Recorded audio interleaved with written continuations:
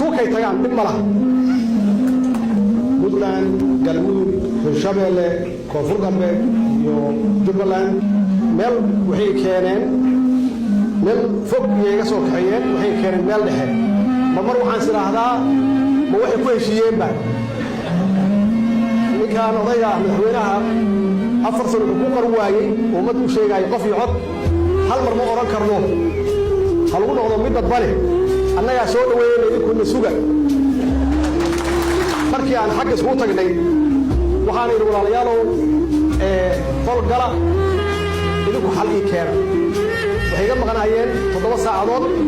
way ugu soo noqdeen waxay ii keeneen heshiiskii ka soo baxay Samareeb 3 runtii waana ka dhaxay waxa laga yaabaa inay hay'ad istaraatiijiyaad waxay ilaalinayaan nuclear inay hal mar ugu tuuraan nuclear option waxaan idin sheegay ummadda wargada hawshaan ilaa 4 sano waxaan diidaynay umad u sheegaynay shuruuc u sameynay ummadda Soomaaliyeed aan maalin iyo habeen baan u sheegaynay in dalku uu jali doono qof iyo cod waxay yiraahdeen